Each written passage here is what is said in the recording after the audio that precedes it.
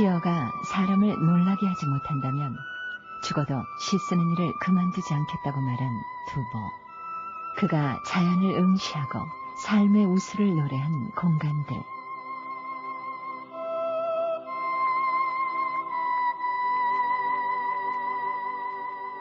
술과 여인을 사랑하며 삶의 충이람을 실어 노래한 달의 시인 이백. 이들 시인의 족적은 아직도 대륙 곳곳에 고스란히 남아있다.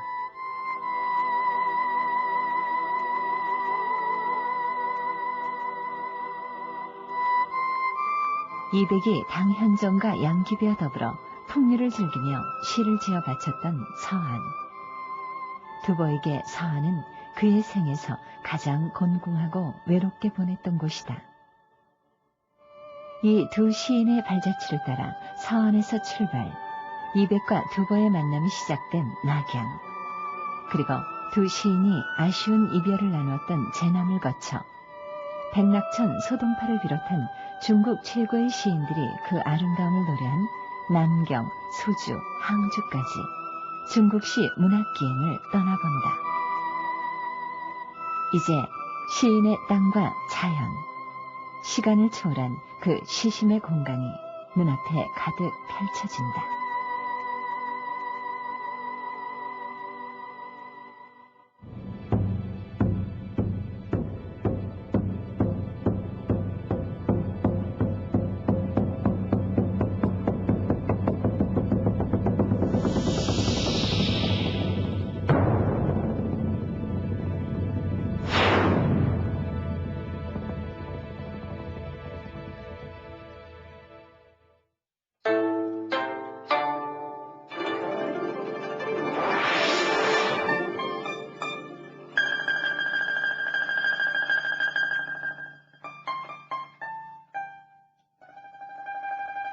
당나라 때 장안, 지금 그 행정도시 이름으로는 시안이라는 데 와 있습니다.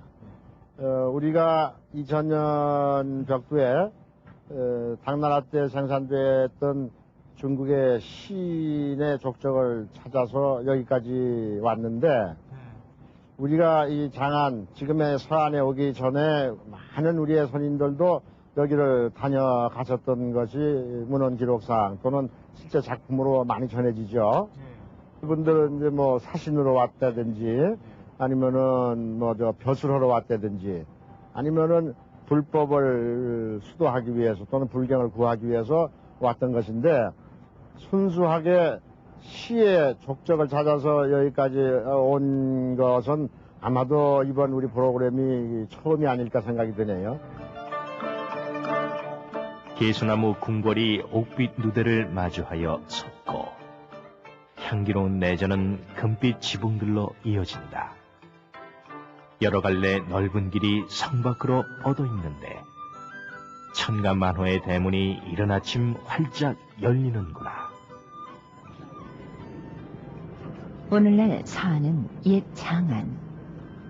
당나라 도읍으로 시인 낙빈왕이 제왕의 도시라 일컬었을 만큼 규모와 위용이 빼어나다.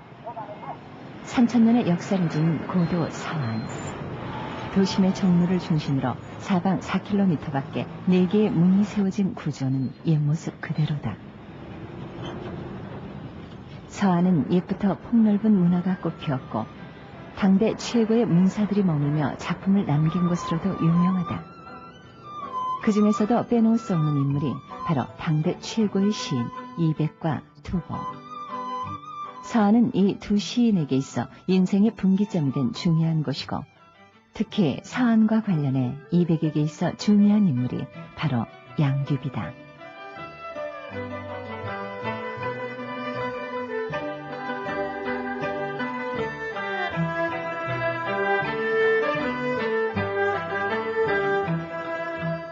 선생님, 이 흥경궁 공원이 옛날 그 현종이 주로 집무를 하고 양귀비와 논의했던 그 흥경궁의 옛 터에다가 세운 공원 아닙니까?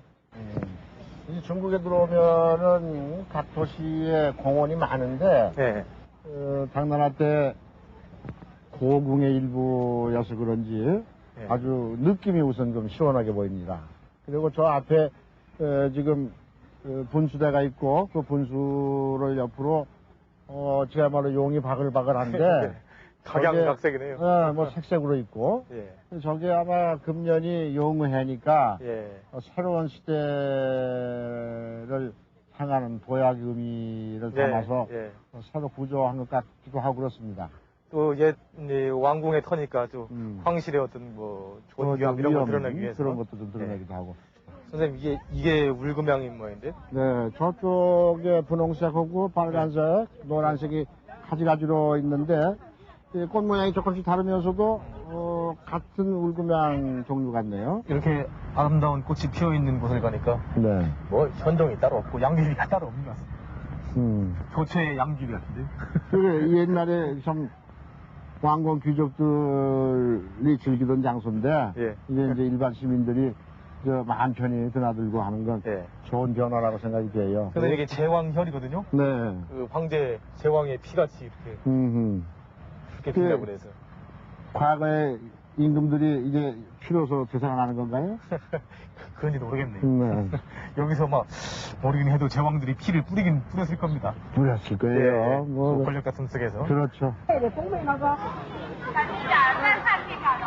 흥경궁은 당 현종이 황제가 되기 전 머물렀던 곳으로 개원 2년에 황제의 별궁이 되면서 흥경궁으로 불리게 됐다. 흥경궁은 현종과 양귀비가 머물면서 당시 정치와 권력의 중심지가 되었는데 현종과 양귀비는 이곳 흥경궁에서 향락과 사치에 젖어 급기야 왕조의 몰락까지 불러오게 된다. 색이 있고 그런데 내가 보기에는 이제 활짝 핀 것보다도 예. 또이 갓피할 때요. 정점을 좀 지난 것 같아요. 예. 서안 시내 중심부에 위치해 관광 명소로도 유명한 흥경궁은 특히 모란이 아름답기로 유명한데 그보다도 조금 먼저 피는 것 같아요. 아주 화사하게 지금 정점을 지난 것 같아요. 뜰하게 핀 자객은 요염하나 격이 낮고 연못에 핀 연꽃은 깨끗하나 정이 없네.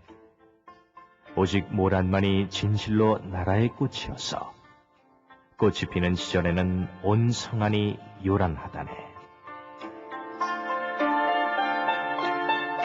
이렇듯 시인의 감흥 속에서 나라의 꽃이 된 모란. 중국인들은 모란을 부귀와 태평성대의 상징으로 여겨 이백이 흥경궁에서 양귀비의 아름다움을 찬탄할 때에도 바로 이 모란에 비유하곤 했다.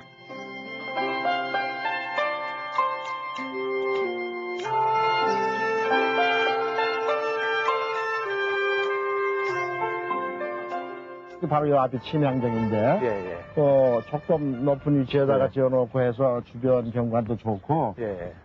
참 제왕이 놀만한 자리였다고 생각이 예. 드네요.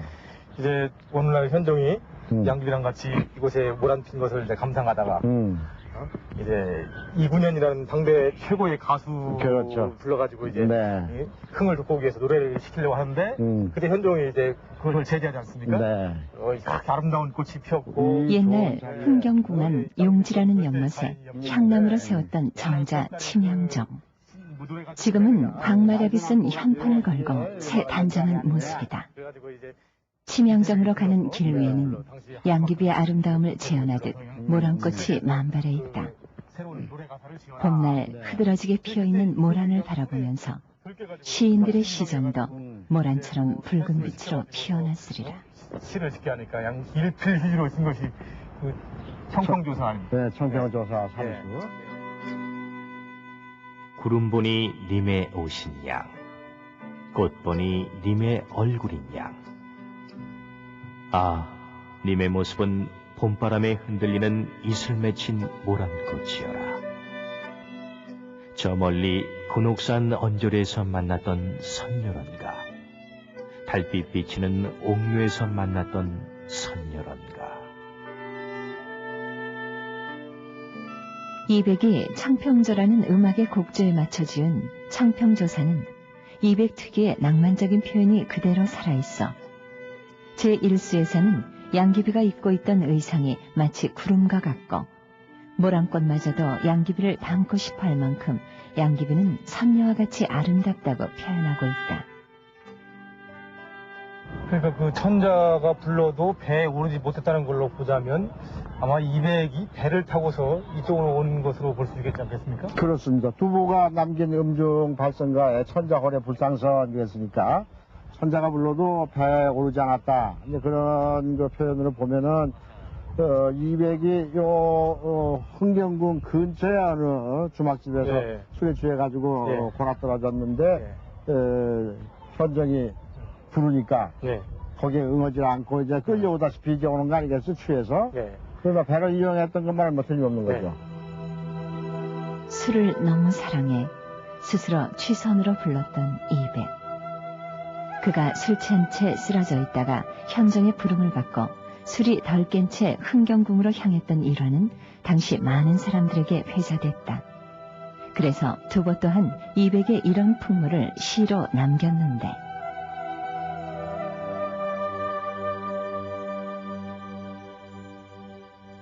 이백은 술 한 말에 시 100편. 장안거리 주점에서 잠을 자네. 천자가 불러와도 배에 오르지 않고 스스로 칭하길 자신은 주선이라 하네.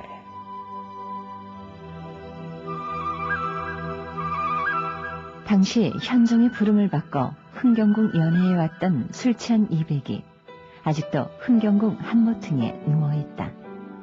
마치 취선의 풍류를 방해받은 게 못내 못마땅하다는 듯 심통난 얼굴로 말이다.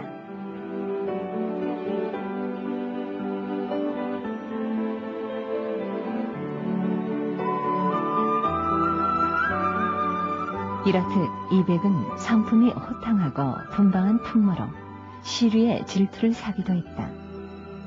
이런 이백의 기질은 부유한 집안에서 자라 세상에 큰 걸림없이 살았던 데서 기인한 듯 싶은데 이런 점에서 평생 공공하게 살았던 두보와는 크게 다르다고 할 수 있다.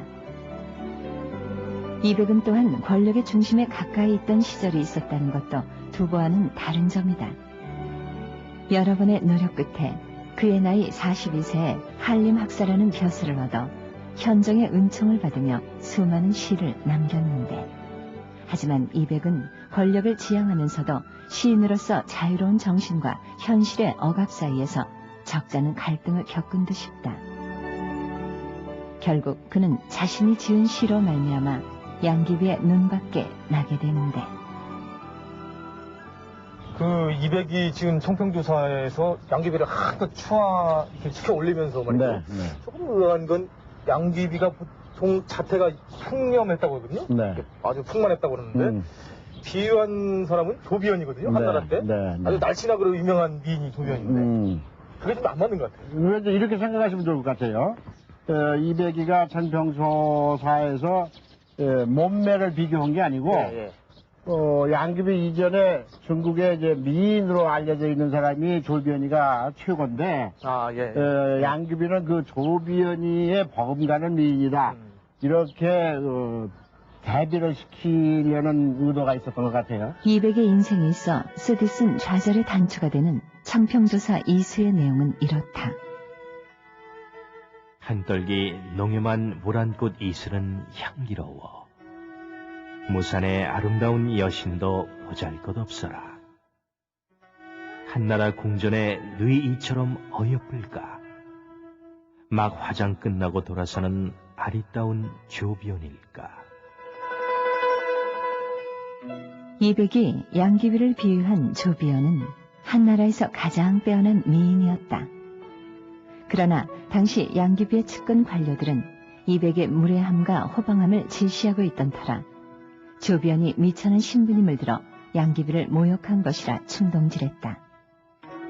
그 결과 양귀비의 노여움을 산 이백은 그대로 궁지에 몰리는 신세가 된 것이다.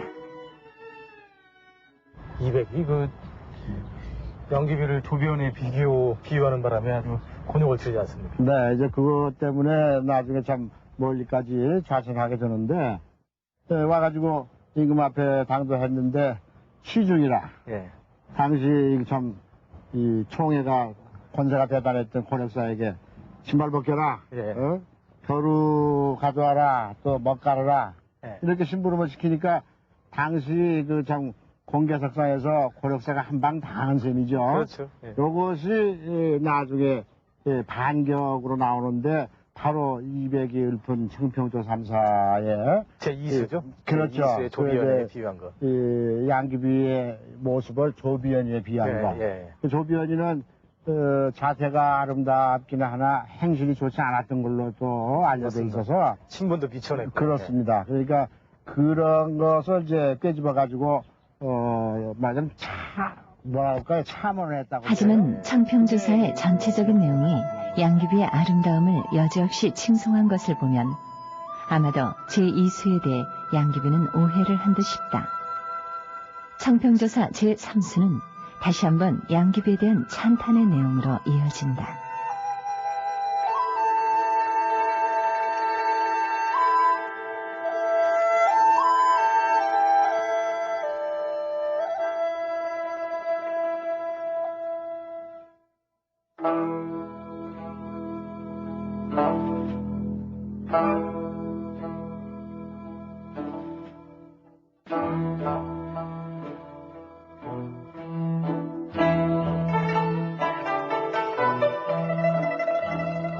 모란 꽃과 절세미인 서로 반길새. 임금님은 시종 싱글벙글. 봄바람 같은 끝없는 그리움 풀어헤치며 미인은 침향정 북쪽 난간에 기대어 있네.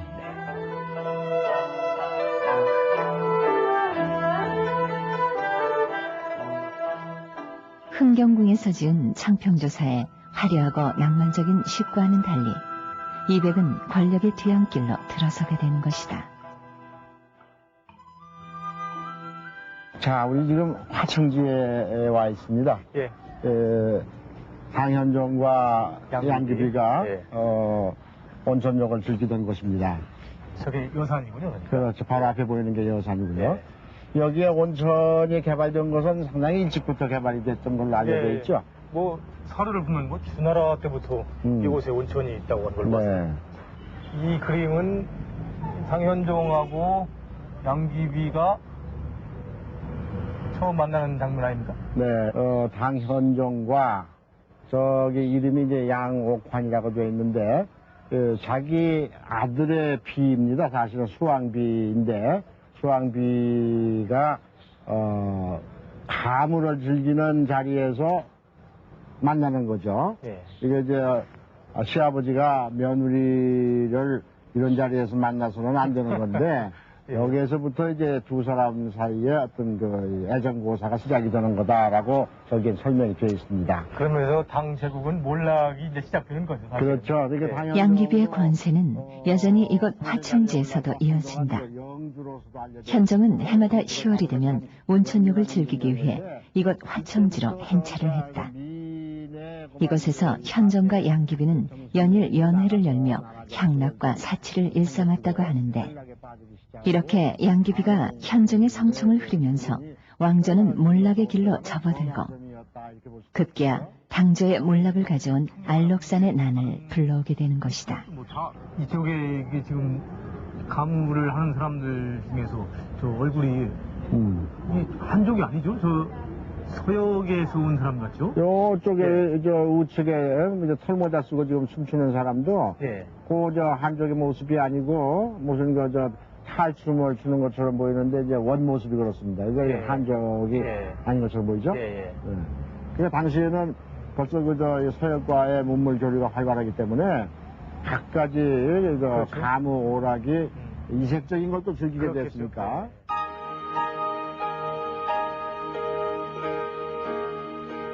이백도 또한 한림학사 벼슬 당시 현종과 양귀비와 더불어 화청지에서 온천을 즐겼던 듯 싶은데 그의 시에도 화청지에서의 황제의 행차가 얼마나 화려했는가를 보여주고 있다.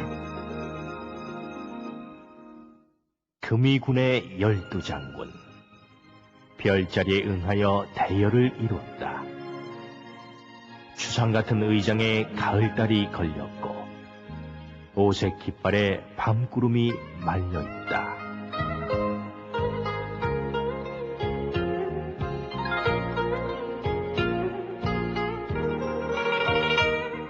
엄한 야경 북소리에 천가만호가 고요한데 청아한 음악이 하늘 높이 들려온다. 해가 뜸에 상스러운 기운이 성대하게 성스러운 임금을 둘러싸는 것 보인다.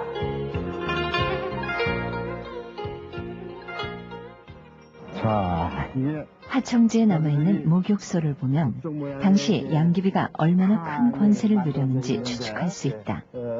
상식. 화청지에서는 현종과 양귀비를 중심으로 양귀비의 자매들이 거느린 5집안 여인들이 호화롭게 치장을 하여 함께 행차를 했다고 하는데 이들이 지나간 길에는 비녀와 보석과 같은 귀중한 물건들이 가득 떨어져 있었다는 말이 전해지는 걸로 보면 당시 양귀비를 비롯한 측근들이 얼마나 무분별한 사치와 향락에 탐닉했었는지를 가늠할 수 있다. 사랑하거나 아끼는 사람에게만 이제 온천 목욕의 기회를 하사한 거죠, 말이죠. 사욕이라고. 그렇죠. 목욕을 하사하시다 이런 모습인데. 해당평이 맞습니다. 어. 이게 이제 양귀비가 목욕했다는. 네.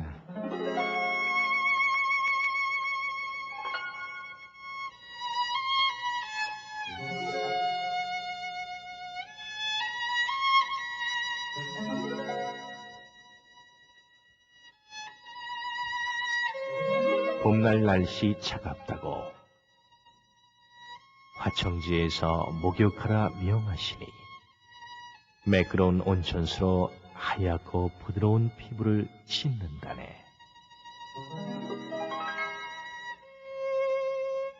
자, 우리가 지금 양귀비가 목욕했던 자리 예. 이 밖에 현판으로 보면은 해당당이라고 되어 있고 예. 그 앞에 성진당이니 또 저 앞에는 상식당이니 이렇게 당이라는 이름이 붙어 있는 곳이 몇 개가 있는데 당시에는 제왕이 자기의 총비를 목욕시켜서 그 아리따운 자태를 즐기던 자리인데 지금은 세계 각지에서 선남선녀가 와가지고 옛날 한 여인이 목욕했던 자리를 굽어다보고 있습니다. 일종의 아이러니라고 할 수 있겠네요. 예. 바로 저 앞에 양귀비가 욕탕에서 올라온 모습이 하얀 대리 속으로 조각이 되었습니다. 좀 야한데? 풍만하게 보이죠?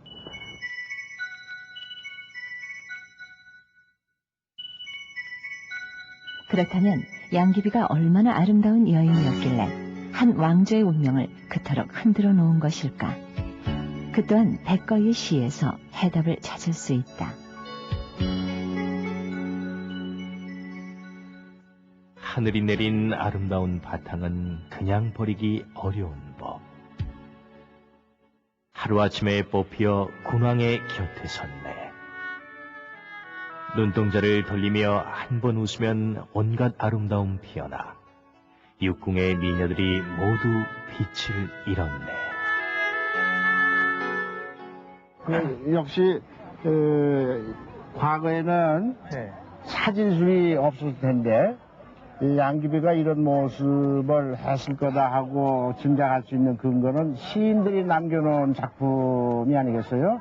백거의 장안가. 장안가 쪽에도 바로 그런 얘기가 나오는 게 그 천생 타고난 자질을 참 못지할 수 없어서 그게 남의 눈에 띄게 돼 있는 거죠. 네. 그 어느 날 이제 임금 곁에 이제 선발이 됐는데 그게 이제 영화를 누리기 시작하는데 더 이제 빛을 더하는 거죠. 참 얼굴 한번 돌리면은 100가지 교태가 다 옆에서 생겨나고 또 뭐라 할까요? 이제 양귀비 때문에 궁녀들의 어떤 이 빛을 잃게 되고 만다든지 그런 묘사들은 그게 이제 하지만 양귀비의 아름다움은 시인 두보에게는 달가울 리 없었던가 보다. 현정이 양귀비와 놀아나고 있을 때 백성들은 굶주림에 시달려야 했기 때문이다. 당시 두보도 오랜 노력 끝에 겨우 솔부라는 미관 말직을 얻게 됐지만 생활은 여전히 어려워 가족들은 장안에서 멀리 떨어진 봉선의 친척집에 맡겨놓은 상태였다. 그해 겨울 두보는 가족을 만나기 위해 봉선으로 가는 길에 멀리 화청지의 화려한 연회를 바라보게 되는데 그때의 심정을 그대로 옮겨놓은 시가 전해진다. 하물며 내전의 금쟁반이 모두 외척의 집에 있다 함에 있어서랴. 궁궐 안에는 선녀가 있어 안개가 옷 같은 몸을 가리고 있다네.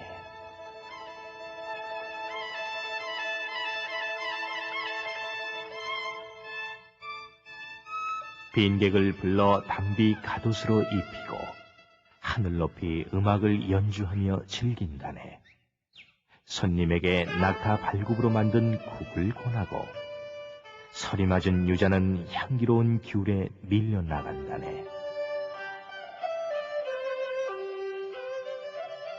부잣집 붉은 문에는 술과 고기 썩는 냄새 진동하는데 길가에는 얼어 죽은 시체가 뒹군다네. 영화와 시듬이 지척에서 다르니 슬퍼져서 다시 말할 힘도 없다네. 두부의 이 시는 더욱 애달픈 사연으로 갈무리 되는데 그 내용이란 하청지의 호화로운 연애를 뒤로하고 가족에게 돌아왔을 때 두부의 막내 아들이 굶어 죽어 있다라는 것이다. 봉선으로 가면서 하여튼 극한 소외감을 느꼈을 것 같아요. 그렇습니다.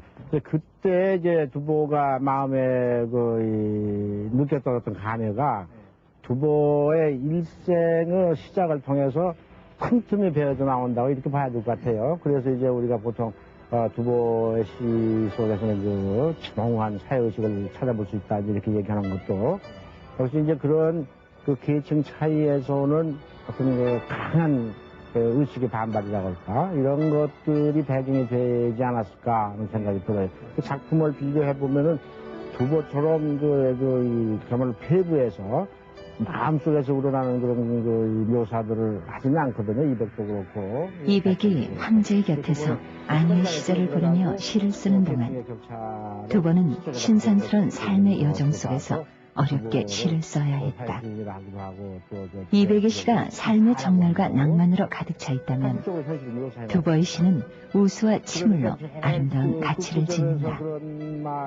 이러한 점에서 분명 두 시인은 다르다. 하지만 같은 현실을 다른 입장에서 바라보았을 뿐 그 이면에는 삶을 사랑하고 시를 사랑한 두 시인의 정신이 함께 흐르고 있는 것이 아닐까. 그 집단에 끼어서 영화를 그리기 시작합니다.